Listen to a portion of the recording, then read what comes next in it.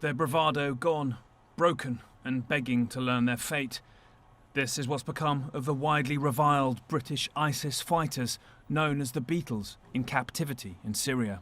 I consider my role in this whole scenario, this whole episode as one of my mistakes that I would like to apologise for.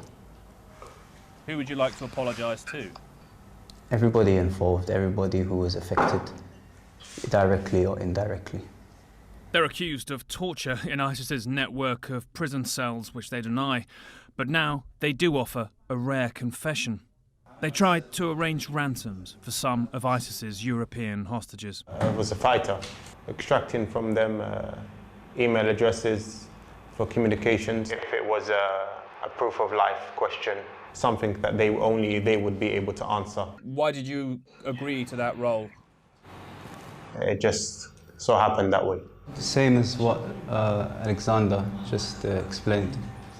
Initially just liaising between the foreign prisoners and the people dealing with their negotiation process. With their families to try and extract a ransom? Yeah, yes. Koti admits too to helping, by remote from Syria, to get a firearm for an ISIS assassination plot that failed in London in 2016. I was responsible for his acquisition of a firearm. As far as the details of any plot or what he then went on to do, I had no involvement in that. The grins they had when I met them a year ago in person are long gone. Yeah, I might miss like a fish and chips.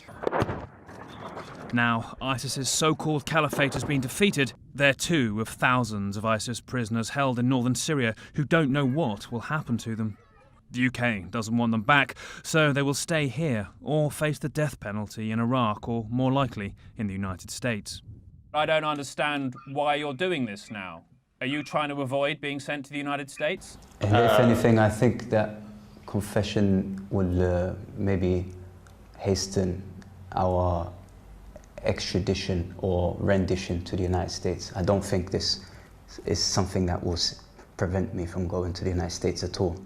I don't see how that could be possible. I don't know where this goes from here on. I just know that I want this period, this portion to just be over. I know this is what needs to be done. The truth has to come out. ISIS slowly executed foreign hostages gruesomely, yet the pair insist they had no role in these murders or torture.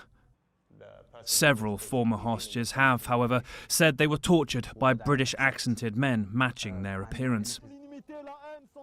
The fate of a dozen French prisoners, some seen here in these old ISIS propaganda videos, has been swiftly decided in the past weeks, sent from northern Syria to Iraq. There, an Iraqi judge has sentenced them to death by hanging, often after only 10 minutes deliberation and representation by lawyers many have not met before the trial.